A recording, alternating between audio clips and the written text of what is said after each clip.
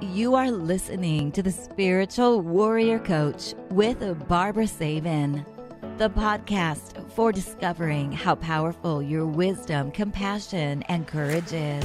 Get ready to join Barbara and her guests as they explore and offer you advice on how to reclaim your power, your energy, and your authentic self. And now, here's the host of the show, Barbara Savin. Thank you for joining me today and welcome. I am Barbara Savin, your spiritual warrior coach, and I am here to help you reclaim your power, your energy, and your authentic self. You know, I am a clinical and medical hypnotherapist, Reiki master and teacher, an energy healing specialist, life coach, and best-selling author of Gentle Energy Touch, Beginner's Guide to Hands-on Healing. You know, I have been helping my clients for over 35 years, and the older I get, the more wisdom seems to come through. So isn't it time that you believe in yourself? You know, your mind is going to provide you with your greatest challenges in life because it's so very, very powerful. So let's use it for positive thinking, creating harmony, balance, peace, love, happiness, and anything else that your heart desires. Because one day the world will tap you on your shoulder and say, this is your time to shine. And speaking about shining, I'm going to bring my guest in right now and tell you who she is. Her name is Jacqueline Wales, and she is a writer, singer, and a global traveler who lived and traveled on 3 continents. And we're going to talk about that in a little bit. And Jacqueline is the author of 4 books, When the Crow Sings, which is a novel, The Fearless Factor, The Fearless Factor at Work, and soon to be published, and I really love this title, Fearless Woman Leading the Way. And she believes that we all have the capacity to be fearless if we learn to navigate the changes that we want in our life. And to embrace change, you must be willing to open yourself to new directions, actively staying curious and giving yourself the opportunity to find a path that defines who you truly are. So welcome, Jacqueline. How are you today? I'm great, Barbara, and I love that introduction. It was terrific. Oh, thank you. So, wow, you 3 continents. So tell me about your background and where you live, because it seems very interesting. Well, it's been quite a journey in this lifetime. I was born in Edinburgh, Scotland, and I was there for the first 16 years of my life. Then I left and couldn't get out of there quick enough, frankly. And for a lot of good reasons. And then I moved to London, and I lived in London for several years before I eventually went to San Francisco. So there's Scotland and England, that's the European continent. Mm-hmm. Then I went to America. So, you know, we ended up with San Francisco, and then it was Los Angeles for a number of years. After Los Angeles, I moved to Paris, back to the European continent once more. And after Paris and 5 years in Paris, I moved to Amsterdam, where I spent 4 years. And then, of course, after I'd done that piece, I moved back to the United States, lived in New York for several years, and also back here again to San Francisco. But in between, I built a house in Bali. Bali is on the Asian continent. So I had a house in Bali for 17 years and went there quite regularly. So, of course, I got to travel to China, I got to travel to Hong Kong, I got to travel to various other places around the Asian continent. So I've had an enormous amount of places to go to. The only place I haven't been so far is Scandinavia and South America. And one of these days, I'll put that on the map too. Wow, that's, I think I've only been here in the United States. So Florida and California, and of course, New York City. Wow. So what did work bring you to all these places, or? No, it was mostly adventure. I'll be honest with you. You know, when I left home because I was leaving a very dysfunctional, violent, alcoholic background that left me with very little in the way of love and nurturing, frankly. And so moving for me has always been a case of, where do you want to go next? And sometimes it was just like, that seems like a good idea. And, then you get there and you go, yeah, maybe not such a good idea. Maybe there's other things you could have done with your life. But nevertheless, I am absolutely certain at this point, no regrets, all of the journeying that I've taken. And then I ended up being with someone who, had means. And so therefore I didn't have to really think about career per se. In fact, I realized at an early life that corporate life and me were not aligned. It was really, the square peg in the round hole, or whatever it is they say about that. But I knew very early on that corporate background was not for me. So I've been a bit of a maverick, a bit of a renegade my whole life, and always taken the contrary position that most people would want to take, in terms of, get a job, you get a family, you get this and that. I kind of did everything backwards. They talk about Ginger Rogers dancing backwards in heels. Yeah, I kind of did a bit of that when I was growing up. Wow, interesting life, let me tell you. Wow, that's so with all the travel, is that how you got into what you're doing now? No, not at all. I got into this game of leadership development, mindset and behavioral changes and so forth, mostly because a coach I had at the time said to me, you have a lot of experience around change and transformation because you've had to walk through it yourself. And so much of that was fear-based. So how can you teach others how to get past their own fears? How can you help them to move the limitations, remove the stuckness of who you are? And we've all been there. We all know about limitations, being stuck and all the rest of it. So she encouraged me, and I went to school and I learned how to become a coach. And as I said before we started the call today, and maybe it wasn't to you, but I was speaking to somebody else, and I said, I've been giving out advice my entire life. In fact, I like to say that I began my motivational speaking on the tenement steps of my building in Scotland when I was 9 years old. Wow. The other kids used to say to me, what do you think? So I would tell them, what do I think? So now I get paid to tell you what I think. What you think, and this has been my career for the last 17 years. And it really is like a calling. It's truly, I was placed on this earth to really work all the way through all the garbage. And I've had a fair amount of it thrown at me in early life, and then throughout, and most of it self-created a lot of the time. But the lessons that I learned through the hardships were preparing me to be able to do the work that I've now been doing. And through my books and through the coaching that I do, through the speaking that I do, through this podcast interview that we're having right now, I feel blessed that I get up every morning and I get to talk to people about how you can help yourself, because that's really what it comes down to. How can I help you help yourself?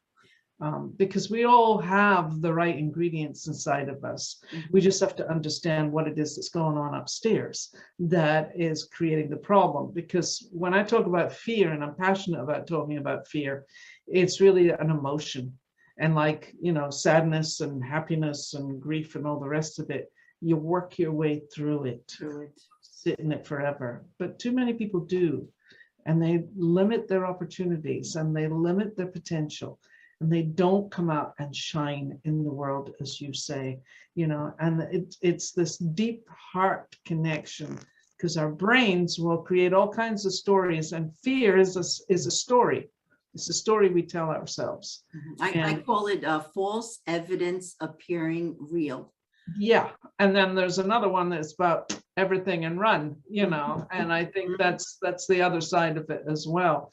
But there is a piece here that, as I said, fear for me is not about being fearless is not about the lack of fear. It's the courage to take the next step.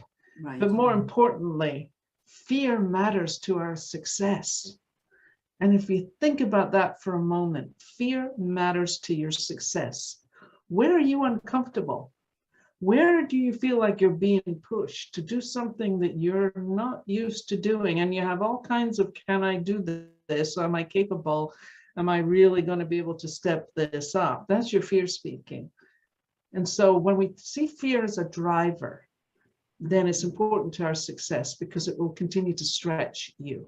So when it shows up, you know that you're being called to stretch. You're being called to be, as they say, get comfortable being uncomfortable. It's the first thing I say to my coaching clients, get comfortable being uncomfortable because I'm going to make you damned uncomfortable. I guarantee you. And you're going to have to figure it out because that's why you're paying me good dollars to be able to do that for you. But you're the one who's on the journey. You're the one who has to make the choices and decisions. And if you come to me and you tell me, I'm afraid of failing, I would say, go ahead, fail. We're all failing our way to success. Enjoy the failures because what is it? It's an expectation, a choice, or a decision that didn't go the way you wanted it to. Exactly. Very simple. So there's only one word. Next.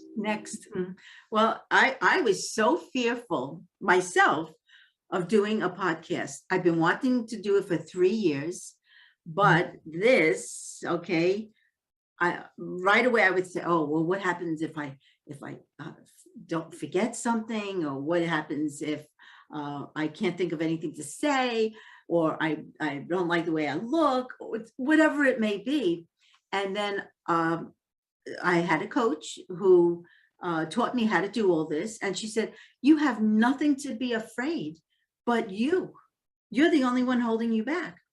And it's the truth. We do this to ourselves. We put all this, should have, could have, would have in our heads. And then we place it with all this worry. And the worry does absolutely nothing for us because I think 95 times the worry really does not come true.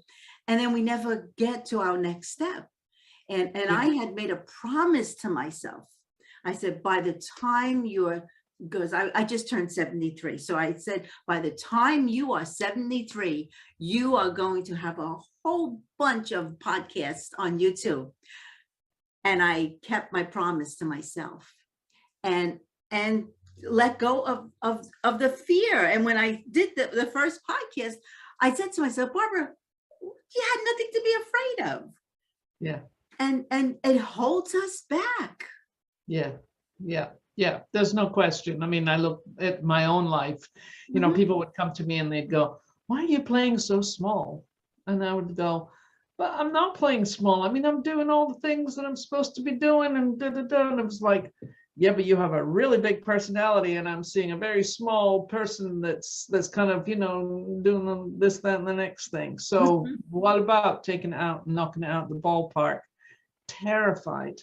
I was like, really? I get to say exactly how I feel and I don't get to play the games that everybody wants me to play. And it took me quite a while to finally grasp hold of that. But at this point in my life, we're of similar age. I'm not over the 70 yet, but I'm getting close.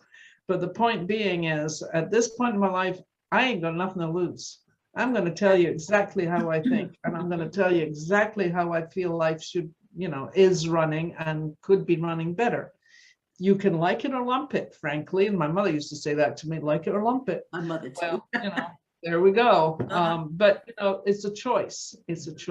And you can agree with me or disagree with me. It's okay. I'm okay with that.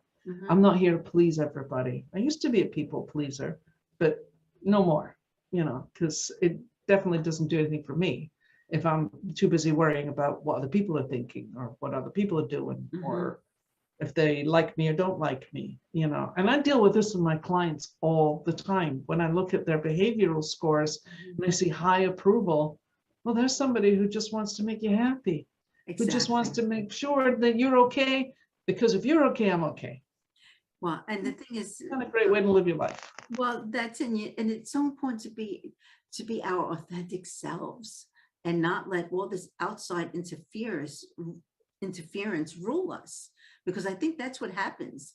especially on social media. There's so many women that look and say, oh, wow, she looks so beautiful. She does. But we really don't know what is actually happening behind closed doors. They may show something completely different, but behind those closed doors, it's not the way it is. And I always say, if you can't be your authentic self, then you're an imposter. I mean, Well, really. that brings us to the imposter syndrome, which, is a big piece of people's thinking. It's like waiting to be caught out. I know I had it. I'm pretty sure I that did too. you had it too, where you're just waiting for someone to find out you're really not as good as you think you are, or you're really not as good as whatever, because fundamentally fear is based on I'm not good enough. The imposter syndrome is I'm not good enough. Right. I don't have enough confidence. I don't have enough skills. I don't have enough talents. I don't have enough credibility in the world, and that's a big piece for a lot of people, men and women. In fact, I just read something recently on maybe one of my social media things about this man who said, I've been fighting the imposter syndrome my whole life. We normally think of it as women fighting the imposter syndrome because it's a good reason why many of them don't take senior leadership. Many of them don't push themselves to elevate their roles. Or if they do, they have that lurking in the background. And that lurking in the background about maybe you're not good enough, there's your barricade. That's where you stop yourself from really going after it. I mean, I'm doing stuff at this point in my career, 17 years in, that I've been dreaming about, thinking about for many, many years. But now I finally reached a place where I can go, this scares the hell out of me, but I'm going to do it anyway. Because again, to that point I made earlier, I have nothing to lose, and neither does anybody else for that matter. Exactly. What's the worst that can happen? We're going to die. Well, and I think that's the worst that can happen, because we're all going to die at some point. For instance, public speaking, a lot of people, you've heard the Seinfeld joke about, more people would be happier in a pine box than getting up on a stage and giving a presentation. The point being is we're all going to die at some point, and if we're going to live our lives based on the fear of that, then again, you're wasting an enormous gift that shows up every single day in the universe. And can we learn how to embrace that with faith and hope, and knowing that, no, if I just keep taking that next step, tiny little step, doesn't have to be the whole staircase, the whole mountain, just take that tiny little step forward, that with each incremental step, you start opening up your world. What would that look like? It's amazing, isn't it, when you think about it? Yeah. And I know for myself, I did a lot of little steps and said, no, you're going to push through this. You are not going to allow yourself. Of course, I during my years, I did fail, but then I picked myself up again. I said, all right, if this didn't work out, let's maybe change it a little bit and see how this goes. And if that didn't go too well, picked myself up again, and I said, well, let's go for this. But I swear I have never, ever, and my kids know this also, my husband, I've never given up. I've always pushed myself to know, all right, I can do this. I can do anything I put my mind to. Yeah. And that's moving through that, having the confidence and the self-esteem. And even though as a child, I was, put down a lot as a healer, and made myself say, no, you can do this. Don't let other people's words bring you down.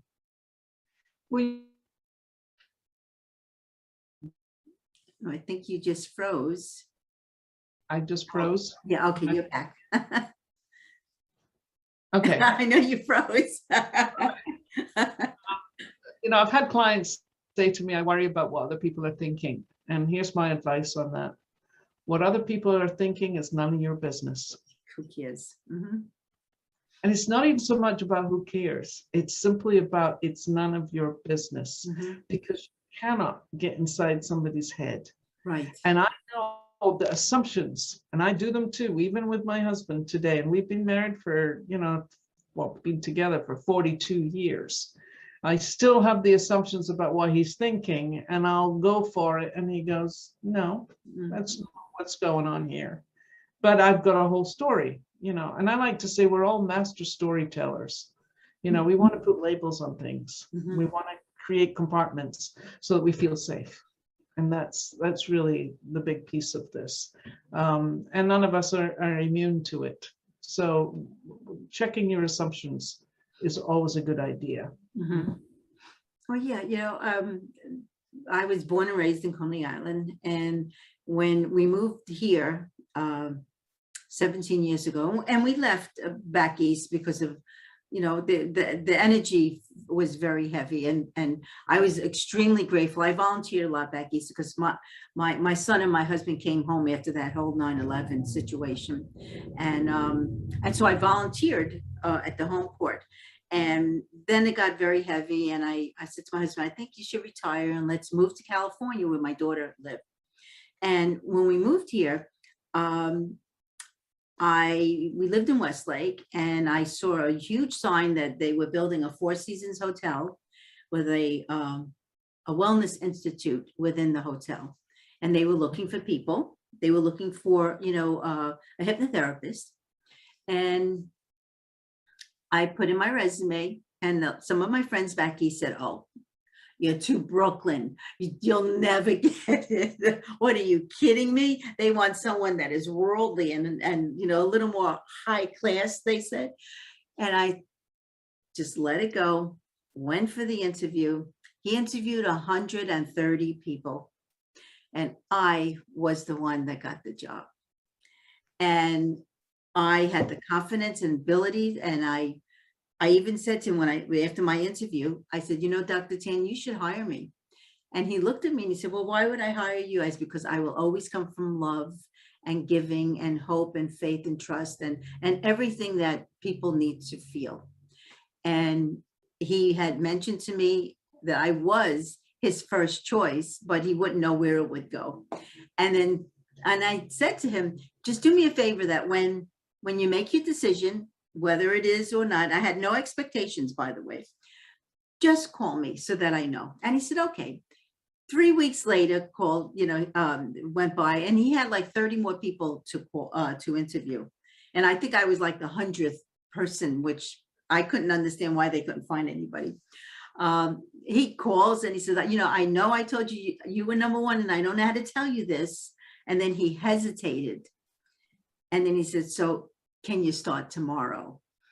And I knew, I said, see, when you're confident, and of course no expectation. And I went in that interview with no fear, because I said to myself, the worst that can happen is that he tells me no. Yeah. That would be the worst, but go for it, do it. Yeah. And here's the other thing, for women specifically, being assertive is not being aggressive. Exactly. Mm-hmm. Really being able to state the value of who you are. Mm-hmm. That becomes a real driver right there. But too many women who are assertive, especially in the corporate world, are seen as being bitches. Oh, yeah. Oh, I know. And I have an acronym for bitch that I love that someone shared with me. It's not mine. It's called being in total charge of herself. Yes. That's a good one. Total charge of yourself, as you clearly were during that interview process. Things go the way you want them to do. Oh, yeah. I know I was in complete charge of me. I told them exactly what I did back east, all the volunteer work I've done.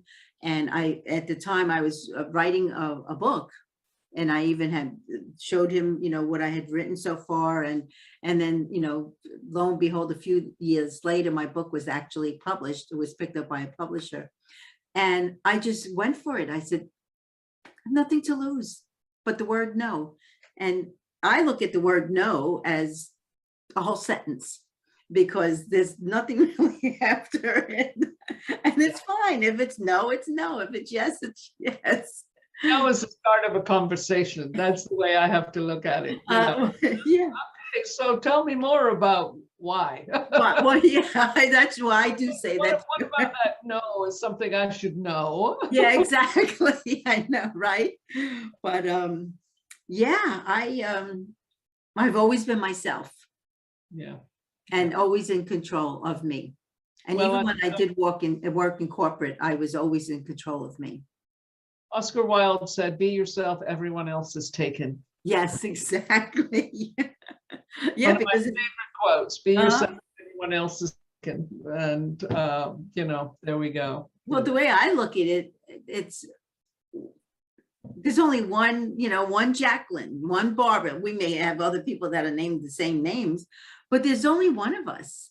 And we are special, we are unique, and just go for it. I mean, that's my motto. Just be free to be human. I've often been asked, you know, what's your uniqueness? And my answer is always, I'm just being me. Yeah, exactly. Mm-hmm. I don't know how to be anybody else. I only know how to be me. And when we can truly be that authentic me, just bring it, warts and all. You know, I mean, God knows none of us are perfect human beings. We're all, fallible, and we all have a lot of flaws that we might not want to have to put out here on the washing line to let everybody see. Mm-hmm. But nevertheless, accepting that we're flawed human beings, we're imperfect beings, is simply about, I allow my imperfections to hopefully improve over the years. And I know from myself, a lot of them have improved over the years, but there's still areas that, yeah, you could do some work on this. It might benefit other people if you worked on it, and it would definitely benefit you. And that's a piece. But I like to say we're all continuing to grow. If we look at the growth mindset conversation, if you are of a growth mindset, and there's a difference between the growth and the fixed mindset, which was Carol Dweck's work in her book Mindset. But the point being is we're all growing until we die. There's 3 key words that I used to use, which is to learn, grow, and achieve. And if you're not growing, because we're organic beings, we're dying. Mm-hmm. So, I heard a quote many years ago from someone who said that, you're born and, at 21 or 22 years old, you are full of life. And by 40, you're dead. Now, we're not saying you're dead physically, you're dead mentally. Mentally. Mm-hmm. Too many people put themselves there, they look at retirement, as now they can just not do anything, but that would be the time to really reinvent yourself. Yeah. And let's talk about reinvention. I mean, you've reinvented yourself many, many times. I've certainly reinvented myself many times. I mean, you came out of Coney Island. You had a pretty dense New York accent, and I'm sure that's gotten softened over the years. I came out of Scotland. Yeah, well, I came out of Leith, Scotland, and if I talk the way that I was talking when I came out of Leith, it was off and doing and around about the houses and all that kind of stuff. I had to learn how to do the BBC English when I moved to London, because otherwise they thought I was an idiot. So you compromise yourself in lots of ways, but I've been gone from Scotland for over 50 years, so you can still hear it. Oh, yeah. Oh, I think you froze again. Accent. I'll never leave completely, but it's gotten softened over the years. But what I'm saying about this is this constant evolution, this regenerating, this redefining, reinventing of self, because it's about your learning. Who are you? Mm-hmm. Who do I want to be in the world? What is it that I bring to the world? What are my talents? When, people say to me, oh, you're great, you're this, you're that, the next thing. Do you believe it? Or do you push it aside? Push it aside. You don't really know what you're talking about because I know better. Yeah, well, what's the messages in your head? Mm-hmm. That's why I always say we need to think positively about ourselves and not let any interference of negativity come in. And if it does come in, for myself, I always say, I'm not going to let you stay here. You need to go. You need to leave. Bye-bye. I send it off with love and light and healing, because it's not staying. Yeah, it's like, I hear you, but I'm sorry, but I don't need you to hang around. We call that the gremlins of the mind. And, when you're in the the trenches with some really heavy transformational work, these gremlins get awfully loud. I mean, really, really loud. And you have to have some kind of built-in other voice, a protective voice that says, you know what, I know that's how you feel, but I just don't want to be there today. So thank you for visiting. I'll see you out the door. Yeah, And exactly. that's the conversation. And it sounds cockamamie. There's no but question. it's not. No. But that's the conversation you need to be having inside. Mhm. You know, thank you, but no thank you. Not today. Not today. And we've all had moments when, even I do, when you spiral downwards and you start going, really, is this really going to work? Am I really going to do what I'm supposed to do? Just don't linger there for too long. You know, I've learned over the years I can get out of it in hours, not days, not weeks. Well, yeah, you don't want to be a victim of it, because then nothing will ever change. That's right. That's exactly right. Never change. But so you've written 4 books. I've written 3 so far, and I'm working on the 4th one. Okay. So they're all, I would assume they're all about fear, you know, being fearless. In a lot of ways. I mean, the first book, When the Crow Sings, was written about my family. And I told the story of 3 generations of women giving birth to children outside of marriage until one woman has the courage to give her child up for adoption. So that was the premise of the first book. And it was based on my grandmother, my mother, and my own history. But I wrote it in semi-fictional format because I wanted to really tell the story of these characters. Because let's face it, even if they're family members, they're characters. So it was a book that took me 12 years to write, which, you know, was a real labor of love. And it was a labor. And it started out, you know, is it an autobiography? Is it a memoir? And then eventually it was like, no, you've got to take a step back and see this from a fictional point of view. And I was trained at UCLA in the writers program. So, you know, writing a novel was really a big deal.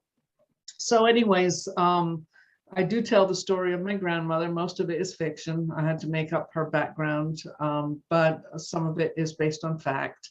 And then my mother's story is very much based on fact, and my own life story at the end of it. But the vehicle I used for this story, and someone's just read it, and every so often I get somebody who writes me and goes, this book kept me up all night. And I'm like, what can I tell you? It must be. So the point being is, the premise of the story is a woman dying of breast cancer. She's written the story of her family, and she wants her elderly aunt to deliver this to the child she gave up for adoption many years before. And she wants the aunt to travel from Edinburgh, Scotland to Los Angeles to deliver this manuscript to this young woman who is over there now. And on the plane, and the old woman's never been on a plane, sitting on this flight from Edinburgh to Los Angeles, and she's reading the story of her family. And so you get her reaction, and you get the family history, her reaction, the family history, all the way through until finally you get her delivering to the child who was given up for adoption. Okay. I gave my child up for adoption when I was 20 years old. I had her for 3 months before I gave her away, realizing that I couldn't do this. It was not something I was capable of doing emotionally. And it was sparked by an event one evening where I realized I was ready to kill her. And I thought, this is a baby. You got to do something with this. So anyways, that was my story. But my grandmother had 2 children before she married. And my mother had 2 children before she married. And then she had me. I was number 3. And then she had number 4 was my brother. Number 5 was my youngest brother, who she tried giving herself an abortion until she was 5 months pregnant, and the child was born severely disabled. So whether it was a disease or whether it was her attempts to give herself an abortion, who the hell knew? But, you know, that was my mother's story. And then for me, giving my child up at the age of 20. So I filled all this in, and I'm giving you the long story on When the Crow Sings because it's a really important, it was an important book for me to write, because I needed to get my head wrapped around family story. And every family's got secrets. And when I wrote this and I gave it to a friend who's psychiatrist, family psychiatrist. He said I had written a classic intergenerational story. I didn't realize I was doing that. But he said every family's got a story that runs through generations. And if you really look at it, you can see it. You can, it's evident. And that was ours, was these children. So, that's a lot of story right there. But said, going to work on that was a real transformational process for me, because not only did I give my daughter up for adoption when she was 3 months old, but I went on to get married and had a son, and I left him with his father when he was 3.5. So you can tell that this woman here had a lot of stuff to clean up before she could create a healthy family. And now I have 4 kids. My son lives in England with his daughter, who's 5. I have a stepdaughter who came from Thailand, a complete stranger at the age of 10. And she lives in LA with her family and her daughter. And then I've got 2 kids with my present husband. So, I've learned how to be a mother. It's been a huge part of my journey. And I'm now really, really grateful and blessed. I have 4 amazing adults in my life. And they all call me mom. So that's the blessing. That's the blessing. Sometimes the timing is just not right. Yeah, exactly. So again, to the point of even when disaster strikes your life, there's another side to it. It doesn't have to be the end of the road. It can be the start of something really powerful and amazing. And yeah, the transformational stuff for me was super painful, no question. Oh, I can imagine. That's I'm on the other side of it. Yeah. So then the second book was all about being fearless. The second book was The Fearless Factor, and I interviewed a bunch of women to talk about when did you recognize being fearless in your life. And I also told the story of how I came to the reckoning of being fearless. And, people call me fearless at this point. And they say, you're really fearless. And I go, yeah, but here's the definition. Being fearless is not the absence of fear. It's the courage to take the next step. I'm still fearful. I still have that pit of the stomach, We all do.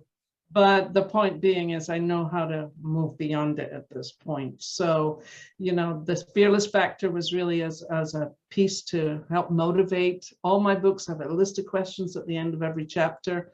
I start the book by saying there's 3 women looking at entrance to a jungle. They're looking down this path and they're thinking to themselves, if we take this path, at the other side of it, there's going to be enormous amount of change. Then I asked the question, how many took the journey? None, because they weren't prepared to take the risk of running into the wild animals. So the book really is a whole exploration of what it is to transform yourself. Then a few years later, I did The Fearless Factor at work, because I've been working a lot with middle-level managers who really lack self-awareness, who had some fear about being good enough, and who had terrible communication skills with direct reports and wanted to accelerate their careers. So I wrote The Fearless Factor at work to help them develop self-awareness, empathy, trust, communication skills, influence. All these things are necessary for good leaders to be great leaders. And that has really been a driver. And now we're working on the Fearless Women Leading the Way. And I'm doing a whole series of interviews with really accomplished women who are, dealing with still some stuff for themselves, but they've made some inroads in their career and they want to do even more about what it is to be an accomplished woman, including myself, and what is the journeys we must take to reach that level, because we need more women leaders in the world. Frankly, the men have made a mess of this world. And partially it's because we women ourselves have remained silent for too long. And we need to step it up. And we need to challenge ourselves. And we need to get comfortable being uncomfortable. And we need to be able to take those stories of accomplished women and use them for motivation and inspiration to move yourself forward on your journey. I want to see more women in leadership. I want to see more women in boardrooms. I want to see more women taking control of this whole mess. And I could use an expletive here, but I won't. But this whole mess that we now call the world we live in. Mm-hmm. So Oh, I always said there's a female, women should be in charge because we think differently. It's not about the money, it's about healing and change. yeah, well, we're a much more collaborative species. Mm-hmm. Than men are, generally speaking. You know, I mean, we can still be competitive, we can still be perfection, still be all these things, but the point being is women are far more collaborative and far more concerned. Interestingly, in all these interviews I've done, what I'm hearing is they all want to see other women succeed. They all want to help lift other people up. Mm-hmm. That's what we're doing here right now, having this conversation. Exactly. We want to lift people up and to let them shine, as you said right at the very beginning. Mm-hmm. Well, that's what was my purpose for having this podcast, because I figured it's not, I was given the name from above, the spiritual warrior coach, but it's more of a general, just about anything and everything, to know that, like you said, to get up and do what it is that we need to do for ourselves, and to let go of that fear and begin change, because when we change, we grow, no matter how hard the change may be. Yeah. And you surprise yourself. You actually astound yourself with possibilities once you decide to take that next step and the step after that, and so on and so forth.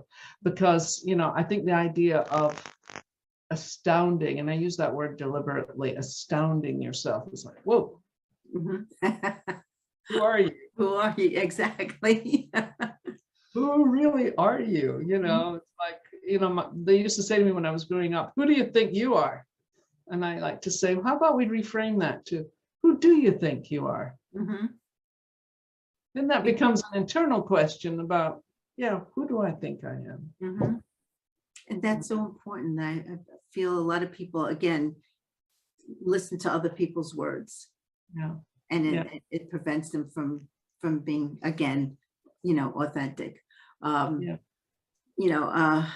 Overcoming fears. I mean, for me personally, I would not jump out of a plane. So I'm still fearful. Whereas my daughter, on the other hand, parachuted twice. And I said, I couldn't believe it, but that was on her bucket list. It's not on mine, but it's on my bucket list. It is? For the last 10 years that I want to jump out of a plane. And I had my daughter-in-law promised me that on my 70th birthday this year, that we would book a plane and we would go do this. Oh, so are you? I am. Oh, I am definitely going to do it. I mean, let's face it, I'm strapped to somebody else. It's not like I got a hang full parachute, That's not gonna happen, but if I'm strapped to somebody who knows what he's doing, and it probably will be a he, then I'm okay with that, just as long as I don't break my legs on the landing, I'll be fine. Well, I know. Yeah, that's definitely being fearless. All right, I'm not that. I guess I'm not yet. But I probably would have done it maybe a few years back, before this hip replacement thing. Then I wouldn't have worried about it. Well, George H.W. jumped out of a plane on his, 80th birthday or something ridiculous. Something like that. Mm-hmm. Yeah, it's it's ironic, but so good. I'm not ready for that yet, I don't think. When that happens, though, I will post it everywhere, trust me, but not right now. But so do you, let me ask you, do you feel that faith helps us overcome fears? For sure. Right? Faith and trust and believing. You got to have faith that the path you're on is the right one to be on. I've done a lot of work with, we all have spiritual guides. You're the spiritual warrior, so this. There are spiritual guides in the universe who are there to keep you safe, help us, have your back. But you got to believe it. Mm-hmm. For a long time, I kind of went in and out on this thing. But at this stage of my life, I truly believe that I have some spirit guides out there who are absolutely looking after me. And I know that if I really desire something in this world, if I have the vision and I have the focus, and I have the belief and faith and trust that by doing the right things, by keeping the momentum moving forward, by keep taking that next step, I will get what I want. And that's a big leap, especially if you want something that you see as big picture. And I'm definitely big picture at this point. You know, I want to see myself on stage speaking about this stuff because I think it's important. I think people really need to know about that. But that takes a lot of you know, my belief in myself to be able to do that. And secondly, belief that I've got support out there, not just from my immediate family and friends, but from some unseen forces that I know for a fact only want the best for me. You have to believe that. You have to have faith in that. And you can call it God, you can call it universe, you can call it divine, call it what you like, but we're all connected. Oh, and I always say we're all is one. We're all yeah, one. and if you think about, if we're all connected and we think about the force of that in the world, then you have to believe that if you're a part of that, and we are, then you're in the collective. And that's really what it comes down to, faith in the collective energy of the entire damn planet and the universe in general, because who knows what's outside of this blue sky. We don't, We but I'm don't. sure it's beautiful. That's how I envision it, as something beautiful. Yeah. You know, as a healer, yeah, I many a times step into a different vibration, a different realm, and I can see and I say, wow, I know it's not my imagination. It is beautiful, and it's nothing to be fearful about. Yeah. I haven't admitted this to anybody, but I have a pendulum. Ah, I have one too. and you ask your questions? If I ask a question and I'm waiting for that yes or no piece to come in, and you know, it's like, again, do I choose to believe or not? That's up to me. If I'm asking the question, it means I'm looking for an answer. Exactly. And if I get the answer I'm looking for, then I'm going to feel pretty good about it. And is it force of whatever that's coming in? Yeah, I don't really care. You know, it's the answer I'm looking for. That's terrific. Okay. Believe it. Yes. Believe it and you will see it. That's really it. All the answers are truly within us. Yeah. I always say believe and trust and hope. You know, when I was, before I began doing the podcast, I sat and I meditated and I said, all right, you know, my website is called Motivate Your Life. And I figured, well, I'd call the podcast Motivate Your Life. And I heard, no. And I said, okay, what do I call it then? And I swear they said the Spiritual Warrior Coach Podcast. And so I chuckled and I said, all right, I'm sure it's taken already. And I heard, go look. And so I went online, put it in. No, it wasn't taken. Then I figured, all right, let me see if a domain name. And I got the .com and the .net. And I couldn't believe that it was not taken. And then of course I thanked them and I said, wow, you know, I did listen. I immediately went online and there it was. And that's how this became the Spiritual Warrior Coach Podcast, because that was the name given to me. Yeah. And pay attention to that stuff, you know, there's no question. Well, I call them the voiceless voices that speak to us all the time. All we need to do is listen. Yeah.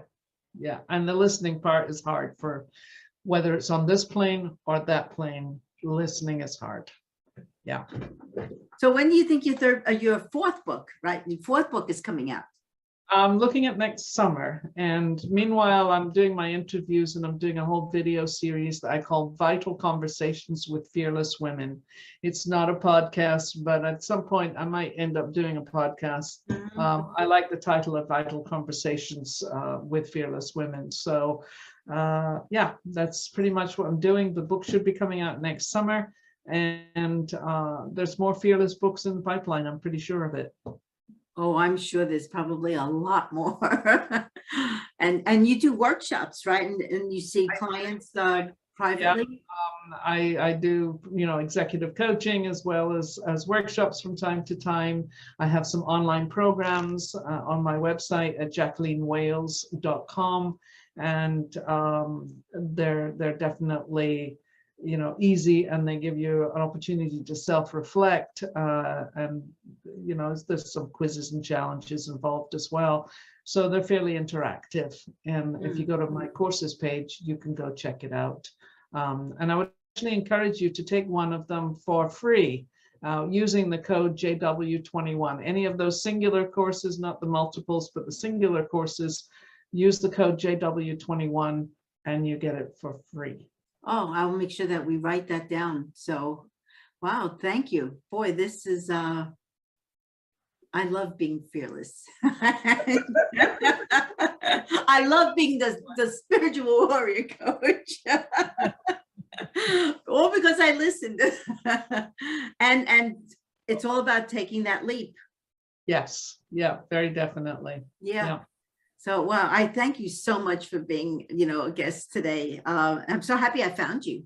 Well, thank you. I'm glad you reached out. I believe it was our Facebook connection, so social media does work. Yes, social media in this case worked 100%, because how I found you on Facebook, I have no idea, but you popped up somewhere. And I was meant to come up and visit with you, I think. There you go. Yeah. So let's just tell one more time your website. Is JacquelineWales.com. So very simple, my name plus .com. And you can find everything you need to know about me, and there's videos and all kinds of things up there. So and the special code again is JW21. JW21. Okay, well, thank you so much. Welcome, Barbara. It's a pleasure. It's truly a pleasure. And I love the fact that you've written all these incredible books. And I'm actually going to go online and get that When the Crow Sings. When the Crow Sings. Yeah, I definitely want to read that. Thank you. Oh, thank you. I will happily send you a copy. So you need to thank you. Where? Be happy to. Okay, I'll send you my address. Simi Valley, California, where the sun is beautifully shining today. But thank you again for being a guest. And I want to thank everybody for listening today, and a big thank you to this wonderful lady, Jacqueline Wales. And, visit her website, JacquelineWales.com. And I hope you heard what you needed to hear today. And I would actually like to leave you with these words. Be confident in yourself and in your abilities. Fear is only a word in the dictionary. Declare that fear is absent from any part of your existence, so that you can courageously go after even your highest goals, and commit to keep going and be fearless in pursuing the life that you desire. So know that you are fully capable of working your way through life's challenges, because you need to focus on discovering a positive solution instead of being a victim of the situation. So know in your heart, without a doubt, that you are strong, you are brave, you are confident, and you are fearless. So again, thank you so much for visiting with me today, and visit me on my website, motivateyourlife.net. And please subscribe to this Spiritual Warrior Coach podcast, because this way you can see all the incredible guests that I have had. And I also have another YouTube called just Barbara Savin. There I have some grounding and sleep and relaxation meditations for you to listen to. And for those of you that are maybe interested in wanting to learn energy healing, check out my book on Amazon, Gentle Energy Touch, The Beginner's Guide to Hands-On Healing.